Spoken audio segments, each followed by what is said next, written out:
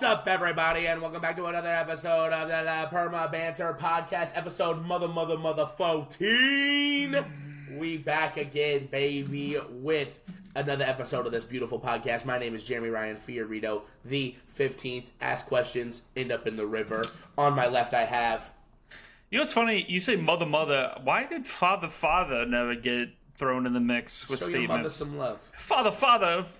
No, show your mother some love. Okay. All right. Mother, because mother F is a thing, but father F that's not a thing. Anyway, hey everybody, my name is Matthew Sefik. Anyway, I don't know why I started off with going down that tangent, but it's true. Mother. Was the father? Come on. Where's the father? Where's the fathers? Censor me. Where's the father? Getting milk. They're getting milk down the street. My parents have been there for me my entire life. They're still together too, like 30 billion years. I think they're married. Single moms though. They've been married for almost 40 years. Pretty nuts. Wow. Pretty nuts. Praise God. Let's dive into it. Hi, Low Buffalo, Jeremy. How you doing? How's your week, brother? I'm doing great. I actually am just recovering from the worst sickness I've ever gotten in my life. Last week I was still sounding nasally. Nope, still not AIDS. Confirmed not AIDS. Darn it. Continue. Sorry. No. No, but I am still kind of nasally. Matthew's got to stop putting his fingers in my nose. But no, we've been doing good over here at the Fiorito household. For my high, this week at work is actually one of our biggest give back days, which I'm super excited for. We do 4 big ones a year, and they usually show up and show out, especially for the community, which is really exciting. That's amazing. I always get super pumped up, so it's great. It's something that really just, it fills my cup, especially with, I've been doing this job for almost 7 years, and I love it. But these days definitely just get me so excited. So, and then you said 4 big ones? So you said So we do. All right, hold up. Sorry, everybody, let's all give them 4 big ones. Boom! Boom! 4 big booms. Sorry, go ahead. But no, it's super dope. And then I'd say my Buffalo for the week. Honestly, it's been really interesting in where I live, not leaking my information. If you know, you know. The weather changes out here are insane. Like, one day it'll be hot and sunny, the next day it'll be like tornado weather, and I'm like, bro, it is like the Midwest is literally insane. Yeah, that's the Midwest, baby. It's kind of annoying because I think that's the reason I got sick. But Matthew, what is your highlight? It's way different than California. You're telling me. Florida was hurricanes, but California, if you're Southern California, it's earthquakes. But I guess it was a little bit northern. That was a little bit of northern, but that felt less threatening, in my opinion. But Midwest tornado babies. No, high-low for me. It's been a really weird week.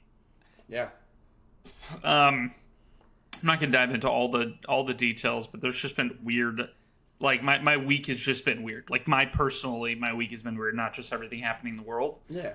But I would say my high things with Steph have been really fun. We're doing really good, but it's got to be Borderlands 2. No, but it's a lot of fun. 2. I'm excited to dive more into that. No, it's been super fun, though. I've been having a ton of fun with that. That's been something I've been really looking forward to. And, yeah, I feel like I'm on the precipice of making a bunch of really good content food-wise and seeing that blow up even more. I'm close to being able to start making money off of it. Yes, So sir. a few more good videos, and I'm there, which hopefully will be filmed tomorrow. Oh, yeah. Low... Yeah, low is just because it's just been such a weird week, and there's been a bunch of random things that have been affecting me emotionally and mentally, and just a lot of busyness, a lot of events that I've been doing with the apartment stuff that Steph and I do, and then also with people. Done a lot of stuff. So anyway, I'm happy things are going to chill slightly here going in the next few weeks, and I'll be able to get really good content done and figure out some other things too. So anyway, that's it. That's my guy. Well, I'm proud of you. We love you here, Matthew. Love Sorry you. That your week wasn't the best, but I'm very thankful to be sorry, with and you too. I'm sorry you've been so sick. Nah, it's nuts. Good, bro. Hey, they can't take me out. next week's a solo episode, guys. We're so sorry here, guys. Tornado. Got Jeremy. Can't catch me in that. Just rips you out of the window right now. Well, Matt, wait. What's her name from Aunt May praying in Spider-Man 1? Oh. Finish it! Finish it!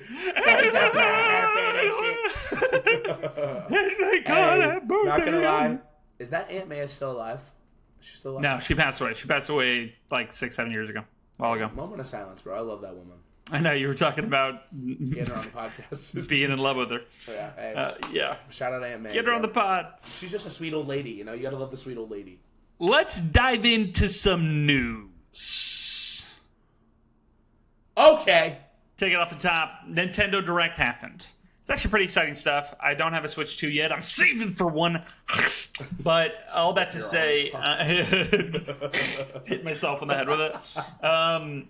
Metroid Prime 4, the first-person ones, they released some stuff. It's coming out December, which is exciting. Nintendo, it's a pretty big year for them. They have 3 massive games. Well, I mean, Nintendo does this. It feels like they come out with, like, 3 really exclusive games at the launch of their system, which is really smart. It pushes everybody to buy it. I'm wanting to buy one because of Donkey Kong Bonanza, but you kicked it off with Mario Kart. You have Donkey Kong Bonanza, and now you have Prime coming out, all within a 6-month period. That's pretty good. That's Prime like really great too. It's going to be great. Really good creators. I will say this: some small critiques. The graphics aren't great, which is sad. You know that you can't get Nintendo games with, or you like at least this type of game that's supposed to have more detail. Yeah. There's the whole sequence where she's riding around on a bike, and it just looks very arcadey, rather than really polished. But I don't know. It's cool that like there's this open world element to it because that's like cool for Prime, and it's like third person and it zooms back. But it's just kind of an oddity to me. It just doesn't look amazing, but it's fun conceptually. It looks fun. It just looks graphically somewhat bad. But that's never been what Nintendo's about. No. But it's just kind of weird, you know? At least Donkey Kong Bonanza's like art design made everything looks really, really great in it. But for that game, there's a few things that I'm sure parts of it will look great, but still, the fact that it's like the power of it is like feels like it's gonna probably be like a PS4 or a PS, annoying. Which is like nuts. That's crazy that Nintendo can't come up with like better, higher fidelity and better GPU processing stuff. But anyway, a few other things announced: Pokemon Legends C-Day. Oh, did you have any more thoughts on Prime? There.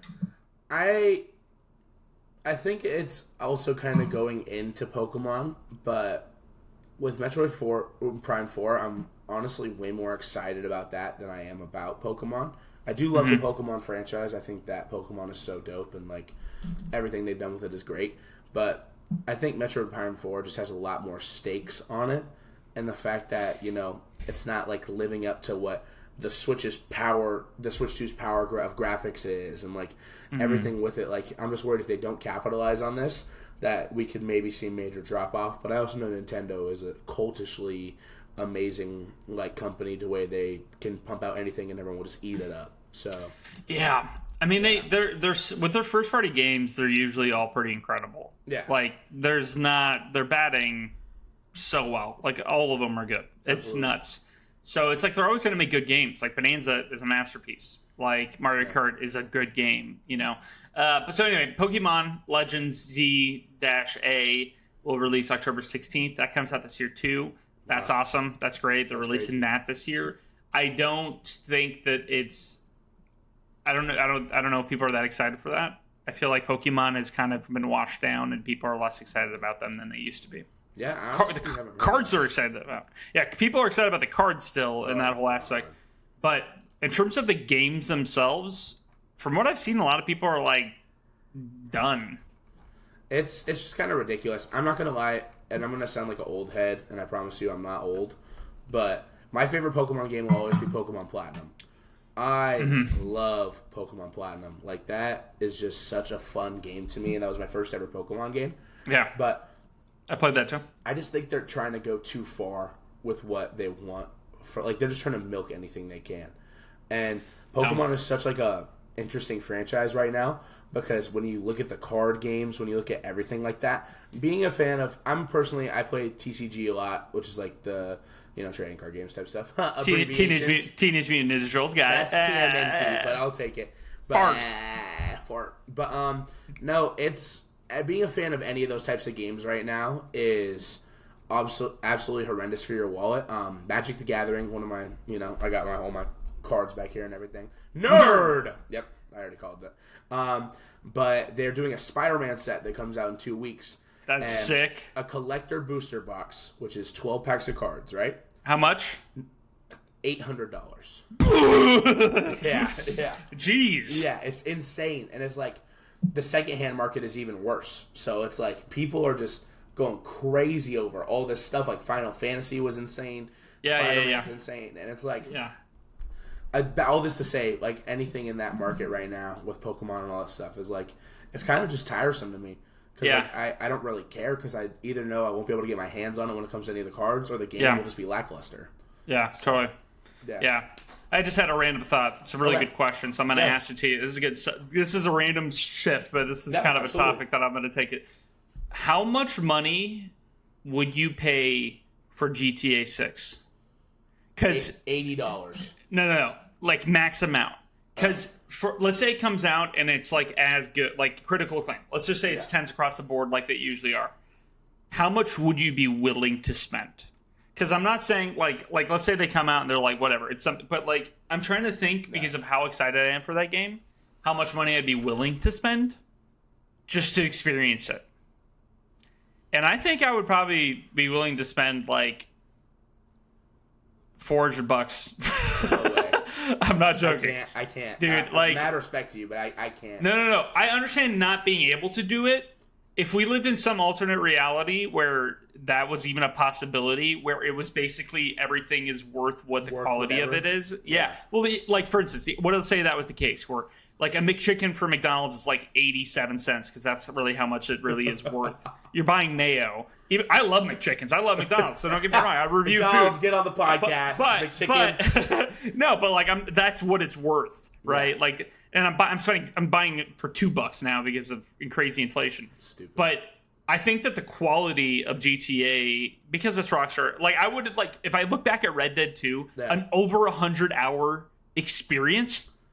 What's something that you, like, because you would go to Disney and you would spend like $400, $500. Yeah. And is that experience that's like about 8 hours, 9 hours, some food, some whatever, better than my experience with Red Dead Redemption that was $80? For you, probably. Nowhere near. And the amount of time spent on it. I'm not arguing for things being bleed, don't get me wrong. I'm just saying, how much would you be willing to spend on GTA? I would be willing to spend like probably close to $400. And I would if it was more than that, I'd be like, this has to at least be on sale for me to like buy or something like that. But if that game comes out and everybody's hyping it up, I don't know if I could control myself. I give in to the hype. Dude, I don't know what it is about me and video games, but man, I cannot realistically even see myself spending more than $80 for a video game. Like, even if it's GTA 6, like, peace and love, like, I get it, like, it's going to be critically acclaimed and everything. Dude, what if it's like, people are like, this is the best thing ever made? I can't. Dude, what if, like, all of your friends are like, we're doing it, we're going online, we're starting a gang, the online's incredible. $400 for a video game. You would. If you're a millionaire, you 100%. You liar. You're a liar. Dude, I can't. Yes, you can't would. rationalize Dude, that. when you're a millionaire, you don't think about that. You're like, what? You don't even care what it costs at any point. You're just like, I'll take it. Okay, maybe millionaire, yeah, but even like, if I was a thousandaire, no, thousandaire, absolutely not. But it's like, when it comes to video game prices even increasing in the way they are now, like, I still get pissed at the stock, like the consoles moving up in price. Like, sure, at that point, just get I'm with you. Get a gaming PC. Listen, I'm 100% with you, and I think if Rockstar. By the way, I'll immediately call bluff on you spending not more than $80 on the game. If Rockstar came out and said the game's $100, you would buy it. No. Yeah, you would. I would not. Yes, you would. $100 you 100% I wasn't that active in GTA 5, though. I promise you. No, I understand that. I wasn't that active in GTA 5 online either way. You would buy that. You would buy it for the podcast. Like, you would buy it just to be able to talk about it. Like you would, but the thing is about it is, like, you would feel so left out because everybody else would be playing it and talking about it. Everybody, and that's the other thing. That's why the game's going to be that it's going to be a world event. Like, I keep saying that, but it really will be. It will absolutely. Like, there's probably some businesses that will just close because they're going to be too big. Like, people are calling out of, like, I'm talking about, like, smaller, but like a restaurant or something like that. Joe's carpet cleaning. Not even a restaurant, but like something else. Yeah. No, that game's going to be like a national event. And so the thing is that everybody's going to be playing it at the same exact time. Yeah. And so it will be this cultural thing. It's like a TV show finale. Like Stranger Things will be a cultural event where a lot of people are like, whoa, everybody's talking about it, you know? That's true. And so that's what that's going to be, except it's going to proceed to take the light of like, it's going to be in the light for multiple weeks, because online is going to launch at some point soon after the game initially launches. Yeah. And when online launches, that's also going to set everybody on fire. So it's two separate events that are happening that are going to be massive. You wouldn't be able to resist. Yeah, I think honestly, you bought a Switch 2 day one. That's pretty crazy. That's hey, Switch 2 goes crazy. No, but thinking about, like, for the podcast sake, yeah, one, I'd probably definitely get it for that. But also, you are right. When the FOMO hits and everything's like that, and like every single person you know is playing this game, that's where it gets kind of hard. So I agree with you on that.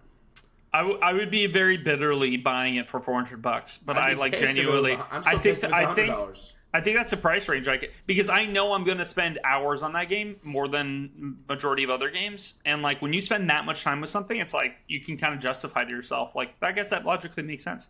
I think that there's an immediate response for a lot of people, because you look at a game like, I don't know, Assassin's Creed, which like maybe people spent 20, 30 hours in and people really love that game or whatever. But it's like, was that worth $80? No. Probably not. I'm playing Borderlands right now. That definitely feels worth $80, you know? Like I'm not upset that I got it.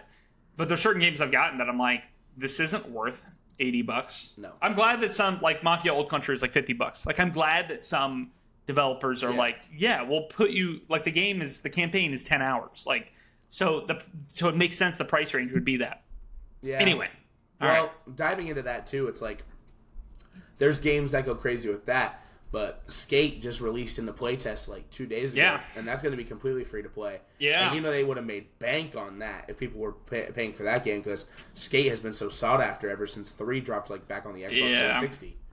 I think that's going to be the death of it, though. I think the fact that it's free to play. Yeah, I think the fact that it's free to play, there's going to be like not pay to win, but like pay to buy, customize, do those types of things. I think it's going to push people away because, all these cosmetics, all these things, this is going to end up being like $200 if I want all the cool stuff. Like, like that kind of stuff. Anyway, I don't know. I've seen a lot of criticism for that too. The people that are diehard Skate fans don't really like it. They're kind of against it, which sucks. But whatever, I'll give it a go. It's free to play, and at least that's an easy entrance. Rivals feels fantastic for free to play. That game is so good for free to play. So I get I could talk about that another time, but I'll say this. I'll vent on this. It's annoying in Rivals. It's consistently, anytime I'm playing it, I'm playing quick matches. Maybe that's why their ranking system sucks. I know everybody's already been talking about that a bunch. Yeah, like the way the ELO, I think that's what it's called. It's really horrible. But I'll play with my brother and my sister-in-law and and some of us are good, some of us aren't really that good. And so we'll lose like 2 to 3 games back to back to back because they suck. No, but no, we'll get like really bad teammates too. Yeah. But all that to say, when those things happen, I know when we're going up against AI, like it pushes us up against AI so we can demolish somebody, so that we'll feel good, so we'll want to keep playing. That's a terrible, But it's like we always know we're like these AI are dumb. Yeah. Like, we'll just kill them. Like, it's so easy. Like, you can push them all the way back to their spawn, and then you look at their names, and it's like Lily Allen, or like it will be just like generic stupid names. Yeah, generic like one name, second name, cap, and first and second letter, and it's like nobody would name themselves Jim Franco. Anyway, it's true, but it's like, and even like playing Fortnite and stuff like that. Like, I completely understand. Like, me and my buddies were playing the Blitz mode because that honestly is probably the best thing Fortnite's put out in forever. But there's so many bots in the lobby. Yeah, bots suck. It's not. I don't get why that's becoming so commonplace. It makes sense in a game like Battlefront where it's like a whole war taking place. So random AI, that's fun. But it doesn't make sense to me in other games, and I hate it. Okay, next piece of news. The rest of the Nintendo Direct stuff. We went off on a tangent. Pokemon Legends. Whoop-de-doo. We'll see if it's good. If it gets great critical acclaim, I'm excited. There will be a new Fire Emblem game. That's exciting. Yeah. And Mario Tennis Fever looks solid. And a new Yoshi game. It's a watercolored style Yoshi game. All come out next year. Exciting stuff. Nothing really amazing there. Nothing like first party. Tennis. Like, I know Mario game is crazy, but like they won't announce that for a while. And apparently the team worked on Bonanza. So Yeah, I want Smash Bros. But yeah, there's that. Bunch of new IPs coming to Nintendo as well. That's exciting. All right, yeah, well, that's pretty much the gaming news of this week. Besides Borderlands 4 releasing, selling really well. That's doing well. Yes, absolutely. But yeah, let me ask you something. Yeah, you can take the next one. Me? Yeah. Yeah. Okay. Demon Slayer Kimetsu no Yaiba. No. Demon Slayer Kimetsu no Yaiba. The Infinity Castle arc movie just officially dropped with a grand opening of $70 million in North America. Okay, we might have to censor that out. No, I'm just kidding.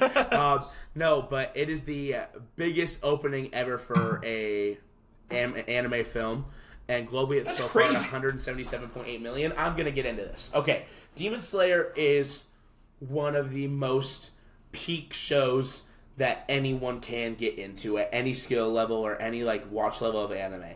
The story is so solid. Everything about it is great. And I think the marketing for the show is the way the manga ends is it ends with this big Infinity Castle arc. And instead of doing seasons of the show to finish it out, they're doing 3 big movies.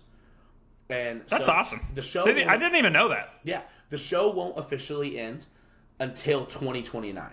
So in 2 years they're doing another Infinity Castle movie. And then 2 years from that, they're doing another Infinity Castle movie. So this is the first of 3. This is the first of 3. And It's already debuted with this much. Wow. This show is mildly popular. Like, it is in the top 5 talks for... You mean massively, not mild. Oh, massively popular. Yeah. Sorry. Recovering from illness. No, yeah, it is massively popular. Like, it is genuinely one of the biggest phenomenons. Demon Slayer is actually... Besides Attack on Titan, which I got tatted on me, so I at least know what I'm talking about. It is the second ever anime I've ever dove into when I first started watching, and I immediately got hooked. It is such a good story. I think you, as a not anime watcher, would genuinely love it. Personally, I haven't seen the movie yet. I am so excited to see it. I'm going to see it in sub and in dub. Nice. Because it's going to hit so well in both voice actors. Like, voice actor settings. Hit it! But, yeah, this movie is going to change the way a lot of people move when it comes to anime, I believe. Because it's so successful. And even people who haven't watched the show before have been, like, going to see the movies with their friends, from what I've seen from, like, my friends' Instagram stories or even, like, Twitter and stuff like that. Like, they are gaining so many new fans by doing a film release. And it's kind of sad because they're seeing it now how it is, instead of like being able to watch the whole story from the beginning. Sure. But it's still very exciting. And not to ramble or go on a tangent or anything, but this show's so good it makes me cry. Like, at least twice every season. And my buddy Max, he went and saw the movie recently, and he told me, he was like, you're going to cry like 4 times during this one film. And I'm genuinely very excited because... That's amazing. It's like, I think you genuinely... I don't know why I think you should give anime a shot. I'm not anti-anime. Yeah. Also, by the way, Crybaby. I'm just kidding. I'm just kidding. I cry all the time. I love crying in movies. It's my favorite thing in the world. I'm a crybaby. I'm a crybaby. I'll cry right now. All right. So no, I'm not like anti-anime. I think that I had like maybe experienced when I was younger, where I saw an anime movie and I was like, it disturbed me. Yeah. Just because there's so many different types. Obviously, I know Spirited Away that has like weird elements to it, but it's fantastic. Yeah. There's Studio Ghibli, and then there's obviously animation in general that's anime from Japan. Mm-hmm. Like I know if you sat me down and you just gave me the perfect dubs, perfect episodes, like the perfect, like, just get me sucked into something, I would get into it. Like, I would. Like, I would have that moment where it's like, oh, this is good, like, I could see that. I could see that happening eventually at some point. I just haven't. I just haven't done it. I didn't get into it. I wasn't into Dragon Ball growing up. I wasn't into like other random little anime things. Yeah. But I'm not anti-anime. I'm anti the crazy over-sexualization that happens in anime. I agree. Which is like, why is everybody 14 years old? But I do think the sucky thing is a lot of shows and a lot of people will not even have that. Like, because you can avoid that easily when it comes to a lot of animes. But it sucks that people are very much put into that category, like, instantaneously. If there's someone who's very turned off by anime, especially due to that reason, which is completely understandable, I am too. I'll never delve into that side. But it's like, they get immediately, like, judged because it's like, oh, you watch anime, then you just must be into that crazy weird like sexualization crap. Like, no, like exactly. These shows have higher highs than I've seen, lower lows, especially Demon Slayer. Like the music, the animation, the story, you feel every bit of it, and I feel like it's so sad for people who won't give it a shot. Not saying you won't. This isn't directly at you. No, totally. It's like, no. It genuinely makes me so sad. And I used to hate anime. I used to dog on anyone that would watch it. I'd be like, why are you into that furry crap, like kind of crazy stuff? Like, not for me. And I gave it a shot, and I was like, man, I apologized immediately, like out to the world. Because I was like, I'm so sorry I judged any of this, because it is so good. I would say the barrier of entry, it's not like there's a big one, but it is confusing. Yes. Like, it is, like, I'm like, I don't know where to start. Like Demon Slayer. I'm like, where do I start? Like, where's episode 1? And, like, how long ago did it start? Like, you know, and then there's, like, now there's movies, and, like, to somebody who's a random fan, they're like, I don't even understand. So you just have to dive into it. But knowing where to start, what to watch, you know, like that to me, I think is the biggest barrier of entry for a lot of people. But you're right. There is a judgmental kind of perspective that happens. Yeah. Some of it's rightfully so. There's a ton of anime out there. Yeah, there's so many clips that are like, what is happening? Yeah. But all that to say, good for them, man. That movie is destroying. It's going to make so much money. It's going to keep going, I'm sure. Review once I'm excited. I'm excited to hear about it. And I will hopefully be able to join you someday. Yes, you will. In my opinion. I have a full list of anime I will send you for you to get into. Great. Love it. Yep. Oh, Crunchyroll? Is that like... Oh, yeah. I'll give you my Crunchyroll. It has to be Crunchyroll. I appreciate that. Yeah. Log in. All right. One battle after another starring Leo DiCaprio, PTA, Paul Thomas Anderson, director of a ton of movies, There Will Be Blood, and a billion other movies, Boogie Nights, and a bunch of movies that are really good. More of an artiste director. He's never done action before. He's done a lot of drama. He's done period pieces. He's done a lot of those types of things. He has not done anything like an action. And this is like an action comedy movie. He's done stuff that's funny, like Inherent Vice with Joaquin Phoenix, which is like a kind of like a noir comedy, dark comedy kind of movie. Mm-hmm. And Licorice Pizza is very funny, has comedy in it as well. But this one is like full on comedy, full on action movie, it seems. And that's really awesome. And it's awesome to see Leo in that type of role, because Leo is so funny. I think that, like, I know that The Wolf of Wall Street is a comedy, and that is funny, and Leo is really funny in that. He kills it in that. But I think he's so funny in Once Upon a Time in Hollywood. I think he's genuinely hilarious. The entire scene where he's, like, mocking himself, where he's like, dude, like, he's kicking. Dude, it's, like, some of the best acting I've ever seen. And then the scene where he's dramatic, and he has to act as, like, the villain in that scene with the little girl in it, and... Dude, he's phenomenal in that role. He's so good in it. So I'm excited because this role, I think, is going to put him in so many of those situations. And it's getting critical acclaim. Yeah, I think even from the trailer, it is so damn funny to even see any of this stuff happening that's going on. He's like, I need a weapon. All you got in here is nunchucks. Yeah. It's so good. He's like getting on the ground. Yeah, I think the story is going to tie in so well to be something really good. I'm very excited that this it's going to be shown in IMAX, which is super huge too. Yeah, I feel like seeing this on that big of a screen is going to make the moments even higher. Mm-hmm. But yeah, I'm truthfully so excited. I'm not really too into Paul Thomas Anderson's work, but I love Leo. I do love... I'm trying to remember the actor. He's also in Star Wars, that Episode 8. Cause he's Benicio del Toro. Benicio del Toro, yes. He's phenomenal. He's super funny. He's hilarious. And I know he was just in that movie with what's his bucket? Why can't I remember his name? Scott Pilgrim. Michael Cera. They were in that one movie, The Train. Yeah. Paul Thomas Anderson. Or not Paul Thomas Anderson. Wes Anderson. It's Wes Anderson's thing. Yes. Yeah, so that movie was really good. I didn't get a chance to see it, but I've heard really, really good things about it. Yeah. But I'm very excited to see where this goes. I think it's going to be really good. I think it's going to make some money. I think it's got a really good media buzz around it, and it's getting two groups. It's getting the random people that are like, I like Leo, and like, sure, an action movie. This seems like fun. Yeah. And then it's getting the film heads who are like, I love there are incredible movies. Paul Thomas Anderson's directed such incredible movies, like The Master, which is Joaquin Phoenix and Philip Seymour Hoffman. Mm-hmm. That came out in like 2012. That movie is like, the acting in it is just incredible. So he's just directed so many different types of movies. This one I'm excited because it's fun to see a guy who's done like more artistic movies. Yeah. They still have like set pieces to them, but they aren't like action movies or adventure movies. Yeah.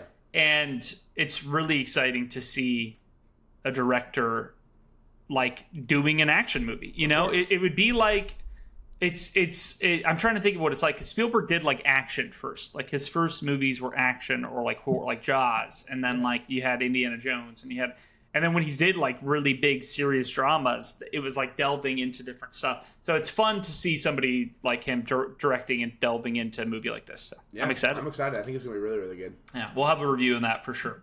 Yeah, we will. Soon after. Okay, you ready to dive into the big stuff? Yeah, brother. This is all you. Take me away. All right. Actually, you know, start with COD. COD? Okay. Yeah. Yeah, because I feel like Borderlands might run a little longer than me. Yeah, exactly. Okay, COD Zombies. Look at me. Ashes of the Damned is the new map that was just announced this week. The cinematic trailer looks awesome. I have zero faith, genuinely. But I will say, since it is free to play on Game Pass, I will be playing this game. I do think it's going to be very interesting to take that we see from the trailer. There's an 8-person crew instead of a 4-person crew. We have our Black Ops 6 crew, which is the Dark Ether crew, and then we have an updated version of our Ultimus Primus crew, which is the OG4, Takio. Exciting stuff. Exciting stuff. And it's supposed to be the biggest map ever. There's zombie bears. That looks crazy. But all in all, I'm going to stick to exactly what I've said. I'm staying 10 toes down on it. This game's going to suck. It's going to suck hard. It's going to be bad. Call of Duty, I have lost faith in you. I love you so much. You've raised me from my youth. But I want you to blow me away. I'm looking directly into the camera at this. I want you to make a good game. I want you to make a good experience. If this is ass again, you just need to call it quits. You need to be done with it. You had a great zombie storyline from World at War to Black Ops 3. Beautiful, pristine. Black Ops 4 was okay. And then we get into Cold War, which was also okay. Like, you just kept making okay experiences to now where Black Ops 6, I barely even played half of your maps because they sucked. I'm excited to see what you do. I'm excited to see if you push the limits and push the boundaries and make an actual good experience. But I hope you know I have zero faith in you. And I'm not a negative person. Genuinely, you have let me down more times than you can imagine. And please make a good experience. Please, for the love of God. Trailer looks good. I'm excited for the map. I'm excited for the crew. Please do this right. And that's all I have to say.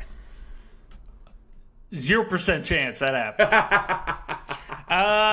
No, they might. I don't know. I think that it's funny because I felt like people were losing steam on COD like from 2015 to 2018, and then they released Modern Warfare, and I think that grabbed a ton of people back. 2019 Modern Warfare was great. Yeah, and it kind of revamped the enthusiasm. It seems like they're probably gonna have to do that. The first 3 Black Ops games were dope. Because I think this is what's going to happen.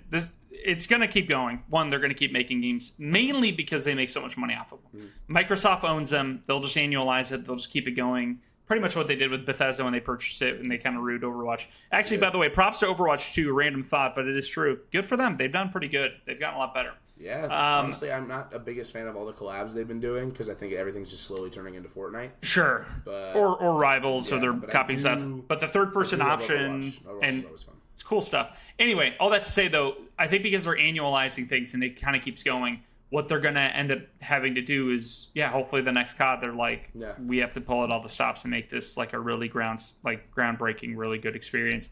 Otherwise, people are going to slowly dissipate. Yeah.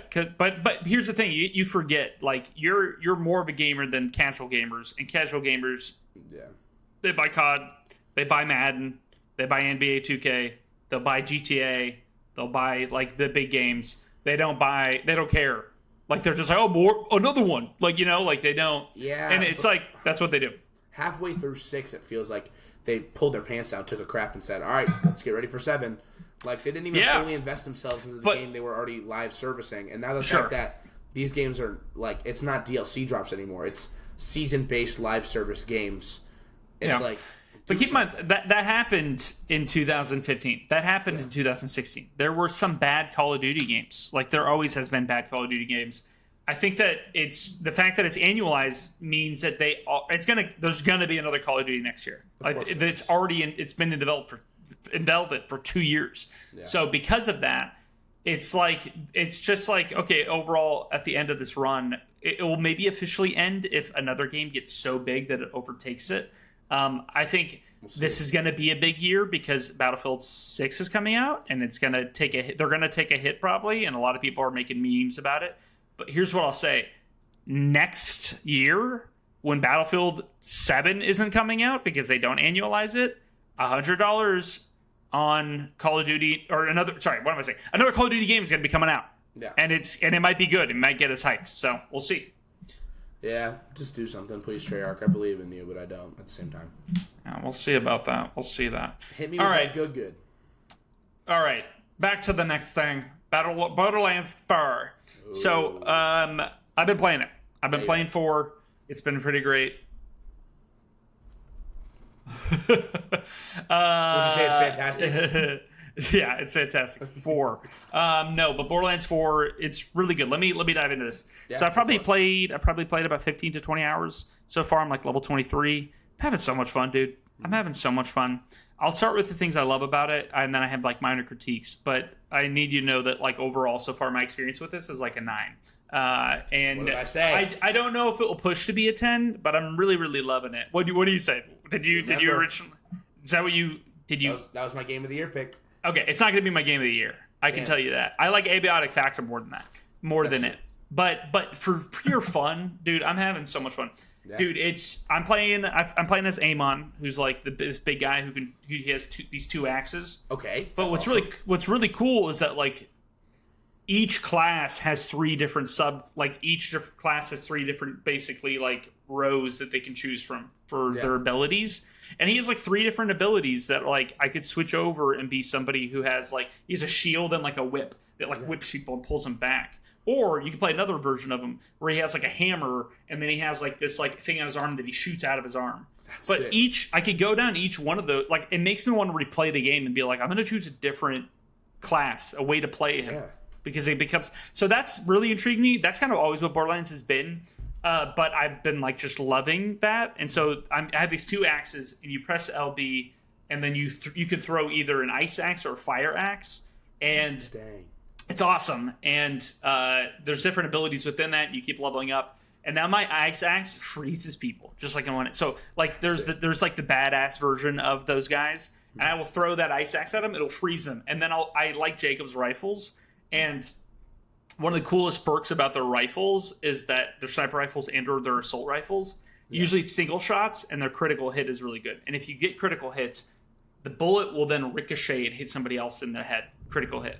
So I'll like freeze an enemy. I'll snipe them in the head. The bullet will bounce off, and it will ricochet and hit somebody else in the head. Both of them will explode, like from critical damage, which is supremely satisfying to like take out a boss, just like throw an ice axe at him, and it freezes him, shoot him in the head like 40 times, critical. See all the reflections like go in different directions and hit people. Cool. Dude, it's so cool. It's so much fun.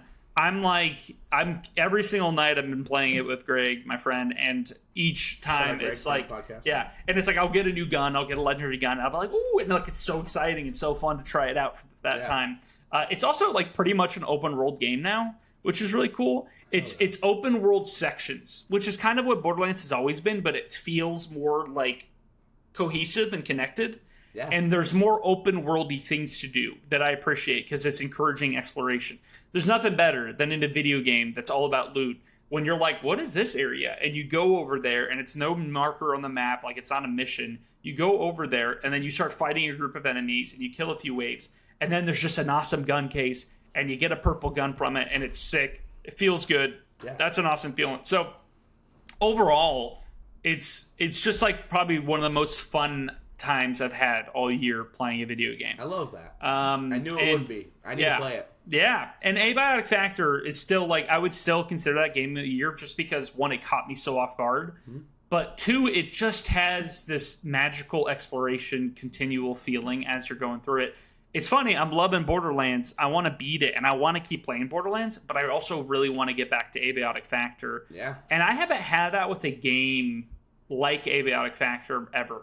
That game got you hooked. Dude, it's really good. It's just like it's slow, and I think that will push people away at the beginning. Yeah. But once you get into it, the constant feeling of exploration and the new discoveries that you make, and then the map opens up, it's really awesome. I really love it. But back to Borderlands, I'm really enjoying the feeling of exploration. I'm really enjoying I'm just like, I'm hooked. I'm really hooked to it. And I want to keep playing it, and I want to beat it, and then I want to play it again with another character and use all their abilities and like have a completely different gameplay experience in regards to the abilities.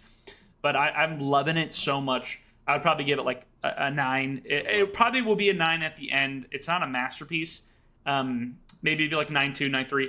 Abiotic Factor so far, that game has so impressed me, and it's really tight that minus it being like not like the best shooting experience, it still has like a great feeling to it.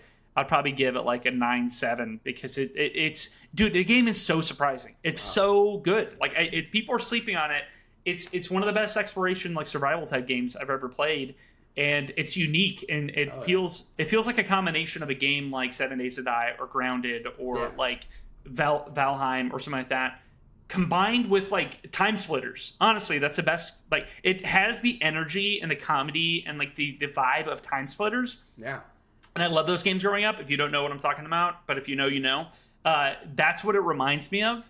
And it's super creative, really fun. A lot of different genres melded together, while also being really funny. But the constant sense of exploration and Abiotic Factor. You can tell that it obviously hooked me because I'm reviewing Borderlands and I'm talking about Abiotic Factor. You talk about it every week for the last 6 weeks. Yeah. But it in the end, mainly, and it's funny because I haven't played Abiotic Factor in like a week or two. It doesn't even matter. It's been a week. But Borderlands 4 is fantastic. I'm literally going to be hopping on it right after we're done with this podcast. Like I'm loving it. I'm having fun playing it. Well, there goes our date night. I will say this: the story is less invasive and less lame than 3 was to me. Yeah. But there goes our date night. So that's a great joke. I was going to make popcorn. I was going to make you flowers. We were going to watch Love Island, UK version. Oh no, but I'm loving Borderlands. I will say the story aspect of it is very whatever. Like it feels tame. There's still some really funny moments, but dude, I remember Borderlands 2, like the story was like handsome, brash and fun. And, like, you know, it's very like it didn't hold punches.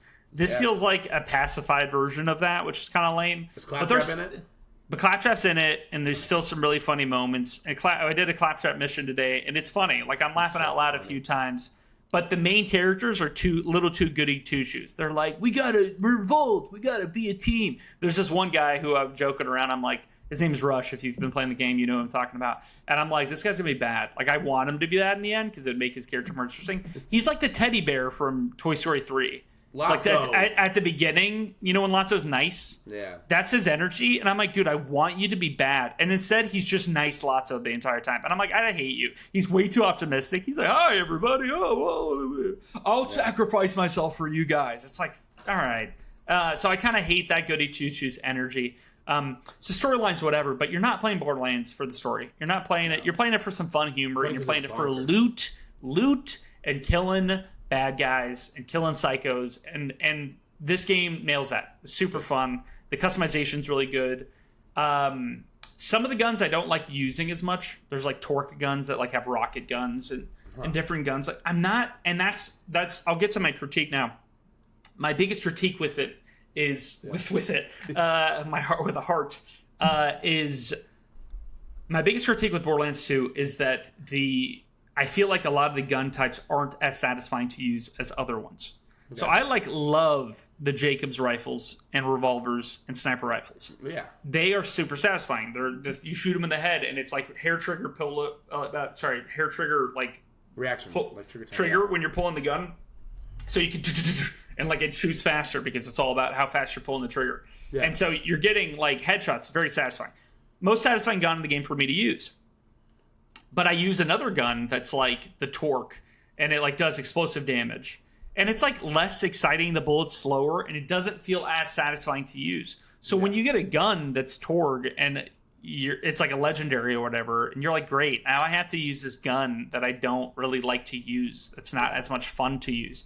And I was, it's part of my criticism is those guns aren't as mechanically fun as certain other guns. And that's okay. Like, some guns should be better than other ones. I'm not saying that. But fundamentally, like, if I get a bad Jacobs gun, it's more fun to use fundamentally than a bad Torgue gun, just because of the function of how the gun operates. And I think that there's things they could have done better. Whoa, is that thunder? Jeez Louise. That's crazy. The Midwest, baby. I know, right? Jeez. All right. Anyway, all this to say, like, I was thinking about, like, what would make this game even better? Like, what would make this game, like, game of the year? Like, what is it missing? Because it's at, like, a 9 right now just because of how fun it is. That could go down to an 8. Maybe I'm too hype on it because I'm in the middle of it or something, but I'm loving it. I think No, I'm having fun. I mean, I think fun-wise it's a 9.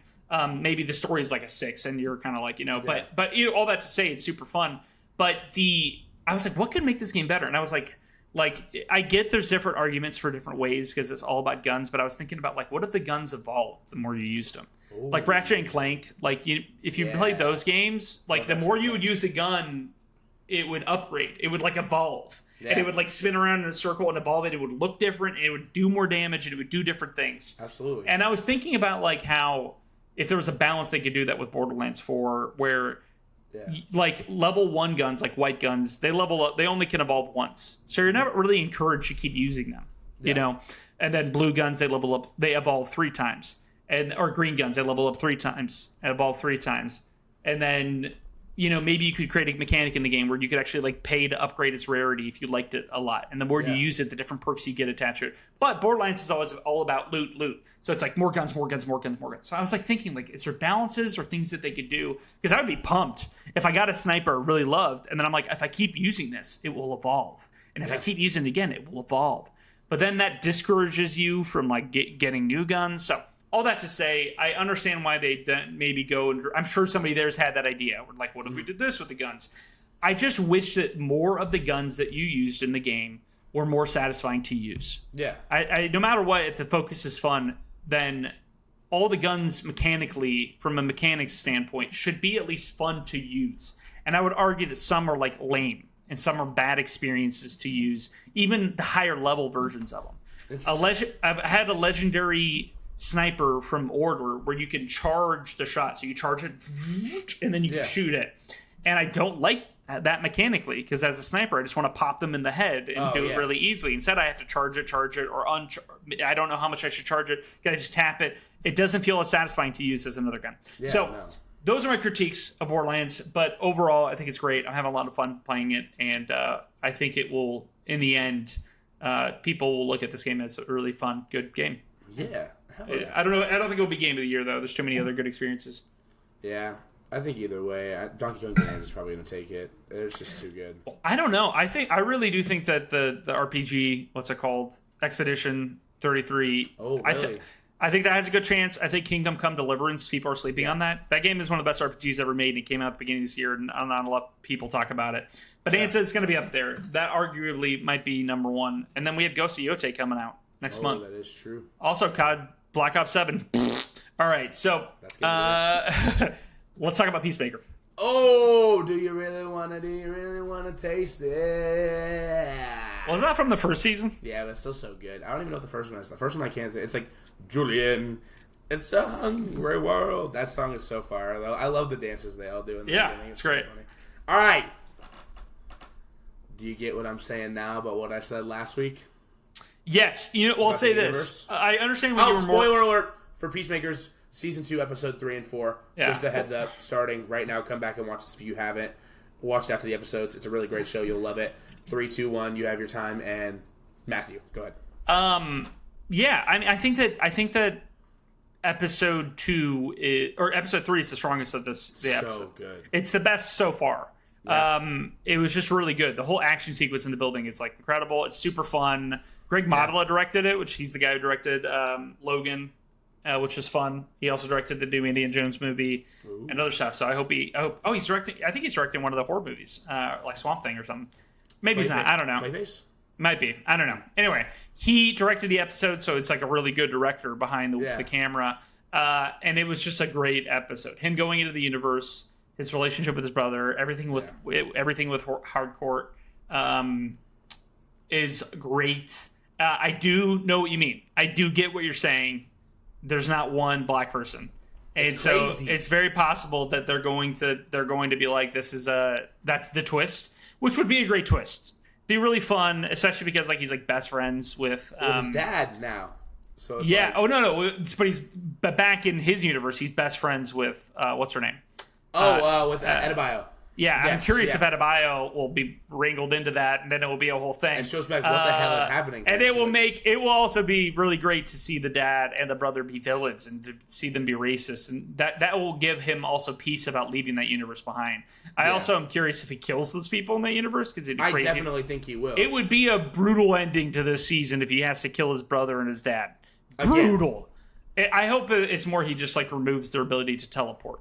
Again, did he kill his brother? What officially happened to his brother again? In season 1, the reason his brother's not alive is he killed them when they were kids. Okay. He killed them when they were kids, and he's like lived with that guilt his whole life.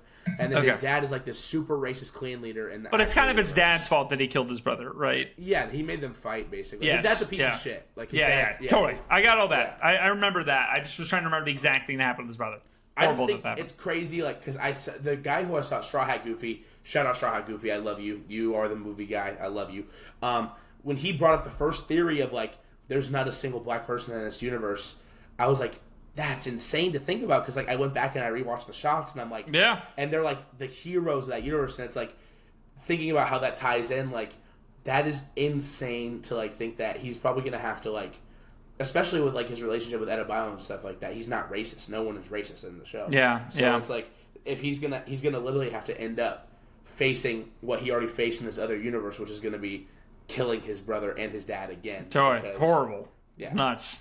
I don't think that's how they end up doing it, but it might be. That would be nuts. It'd be really dark. I just think James Gunn, he's not. Well, he literally had him kill himself like the same. Sure. First episode. Totally. Yeah. No. Totally. I think that also. I'm curious if it will be really funny if those like people that he killed in the building are like revolting against like this evil regime. Horrible. You know, like no, that would be great though. It'd be a good twist of like he just killed all these good guys. Those were the good guys. Those guys fighting. Except they can't. It's hard for them to be good guys because like literally he was holding a knife to somebody. They were like threatening people at the window. Yeah. So maybe they are bad guys. But either way, totally. I think that the thing about the season so far is I think it's just taking a little bit too much time. Okay. The third episode is the best episode, right? Fourth episode, I feel like not a lot happens, and it's very like it's setting up for something bigger. But I also think the biggest flaw is going to be what if it takes too long to set up. Yeah, and I mean, I think the setup will be the other universe, right? Like that will be like it will be those things clashing, you know. But I think that it's just like it's taking a while to actually like kick into gear. So I'm hoping there's some meaty episodes coming up. But I am into it. I'm excited. Like I'm liking these episodes. I'm liking the show. Yeah. I think it's funny. I really do think that episode 3 was super strong. Just the action sequence, like that whole building sequence is great. You really want him to get with Hardcore. You really like that. Again, James Gunn showing he has a really like their whole talk on the bench is great. Like it's really good writing. Yeah. And the ending with the explosion was really cool. Like it's a really cool guy tripping in front of them and exploding is like really like it's like whoa, like that's a great like setup. This show's just so good, bro. Yeah, I liked also what's his name a little bit more. Economos. I liked Economos a little bit more. Hilarious. So I don't like love him, but the whole sequence where he's like in the 4th episode, he shoves the guy, which that whole thing is nuts. The Eagle Hunter. Yeah, Yondu. Yeah, it's crazy that Michael Rooker can literally be in any James Gunn project. He's in every James Gunn thing. James Gunn loves him. It is funny to me how they're making fun of Native Americans and they're like point at it, but like James Gunn's straight up making fun of Native Americans. But anyway, I never thought of it like that. He really is. Like it's like he makes a self-aware joke about it where Yondu where he's like, don't you think you're kind of this is an inappropriate stereotype? And I'm like, James Gunn's going there. I'm impressed that he's like going there because he's not like I'm impressed that he has the guts to go there. Because I could easily see if you took that clip and you like tried to make a big fuss about it on Twitter or something like that. Yeah. And you're like, this is offensive to it. You know, you could get people on that bandwagon to be like, Absolutely. This is offensive. Well, I've never seen it like that. I didn't think I might have even missed that in the clip. I thought he was. He does like a dance at the end in front of a fire, and he plates the blood. Oh on his yeah, when he's like looking. That's for a the scent whole of like he does a whole Indian like Native American thing. That's crazy. Anyway, and they point fun at it. I don't have an issue with it. It was just like a whole thing. Yeah, I think that's like people. I don't think they were doing it in an offensive way. No, I don't think so either. I'm just saying I could see people getting offended by it. Gotcha. Okay. I think anytime anybody's joking, they aren't trying to offend anybody. They're making fun of something. But all that to say, I was surprised they went there. No, but Economos, when he like spits on Tim Meadows' eye, it's like the liquid that they shot into Tim Meadows' face was disgusting. It like loops. But it's funny. But Economos seems like such a dirtbag, but at the same time you like him, and like the whole sequence where they're like, he's like, yeah, you told me it was a duck, and he's like, why would I tell you it's a duck? He goes, I don't know, because of my illness. He goes, was it funny? Yeah. But you almost got titties killed. And he's like, what are you talking about? Yeah. It's great. Tim Meadows is really funny in it. Meadows is hilarious. It's going to be sad if he dies, but I wouldn't be surprised if James Gunn does that. Definitely probably will. They're setting him up to get murdered. From Eagly. It will be funny, too. It will be a funny thing. Yeah. It will be, his last words will be like, why'd this duck kill me? Killed by a duck. Yeah. I'm trying to think if anything else stands out. Was anything else from these episodes? I really do like his relationship with his brother. I do think that's going to play more into these next couple episodes. It is great. Especially with, like, you could tell how much Keith is worried, and, like, you see a lot of, like, things going on from Peacemaker's version of himself in that new universe where it's, like, the pill bottles, the stuff like that. Like, there's stuff that it's alluding to where I think it's going to be really dark. Like, I think he's going to have either a really dark past or something that's really messed up. Like, clearly this version of Peacemaker that traveled into that world isn't him.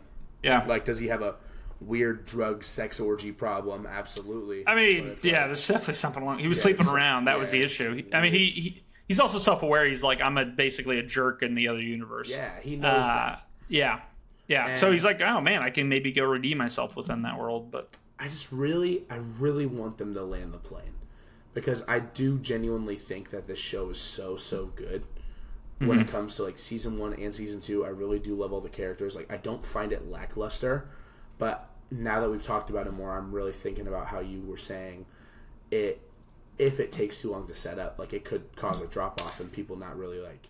Yeah. Well, I think that the next episode needs to be big. Like, it needs to move the story forward in a major way. Yeah. Like, because nothing has happened that's groundbreaking.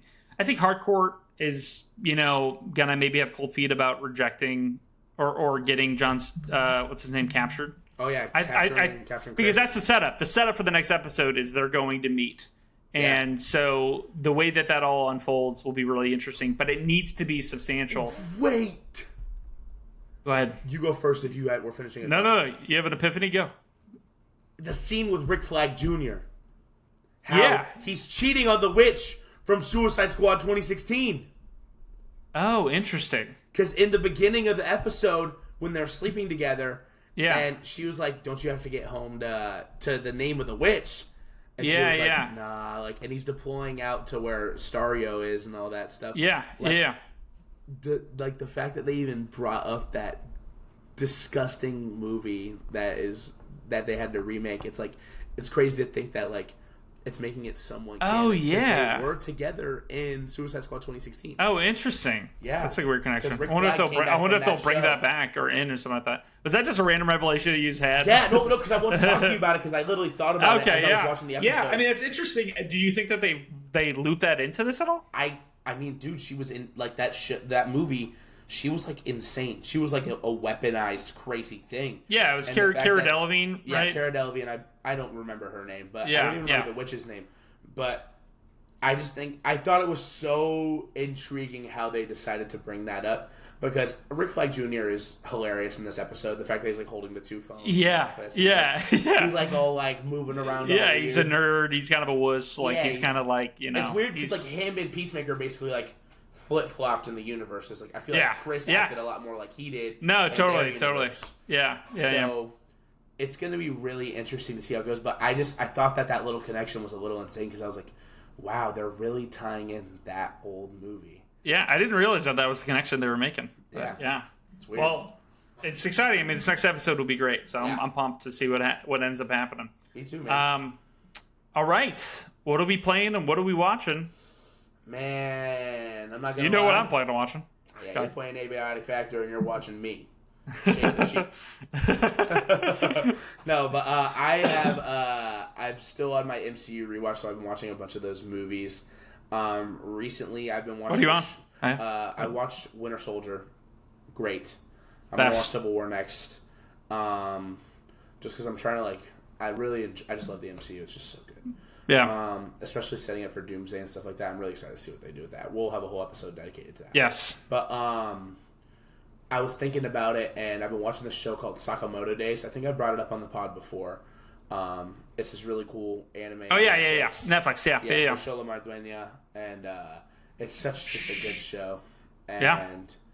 I also been watching the finale for Summer I Turned Pretty. I've been watching that with my girlfriend. We're watching an episode in the middle, like right before I hopped on the pod. We're gonna finish it when I'm out, and it's so crazy how those gimmicky love shows just get you so hooked, man. Yeah. I've been watching every week, genuinely. Yeah. It's so crazy seeing how those shows just hook you, and it's like they shouldn't, but it's like I'm so invested, and I just can't get it out. Sure. Yeah, I just want to shake cheeks for you. But yeah, that's really it. Great. Oh, yeah, I haven't even talked about what I played. I've been playing 2XKO, that Riot Games fighting game. Super fun. Nice. Yeah. Genuinely having such a good time with that. Been playing some Valorant here and there, Marvel Rivals here and there.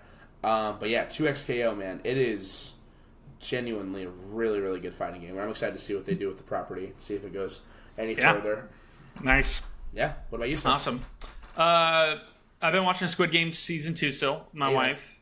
We're on episode 4. It's pretty good. There's small issues with it, but it's overall still good. It's not as ripping and good as the first season, but but it's still I'm into it. And then I've been Peacemaker, and then Borderlands, Abiotic Factor. I've been playing Madden still pisses me off, but it's enough for me to escape from the reality of my team in real life sucking. Yeah, what's your team? Browns. 0-2, not good stuff. Get away from me. 2-0, baby. Go Pack, go, baby. Oh, you're a Packers fan? Lucky. Yeah. Shut up. All right. That's it for the pod, everyone. Thank you for coming out. Appreciate it. I think. Thank you for sticking with us through our last week's episode. I will admit, not one of my favorites because we both were very tired, and I feel like this episode has gotten a lot better than that. So baby, we were excited. We were both that week was very emotionally exhausting for a lot of us. So genuinely appreciate you guys sticking through with us. Excited to see what you guys think of this week's episode. Please drop your Peacemaker thoughts down below. Be sure to link them as spoilers if they're spoilers. We don't want to spoil it for anyone who really is invested in the show. It's been Matthew. Where can they find you? Matt's Food Eats. Instagram, YouTube, TikTok. TikTok is the main area I'm trying to grow, but I love you all so freaking much, guys. Jeremy, what about you? Me? Chunky Tuesday on every platform, and also the PERMABANTER podcast. My pride and joy. I love this thing so much. I love you so much, Matthew. Thank you for another beautiful week, and we will see you all in the next one. Like, comment, subscribe. We love you. Yeah.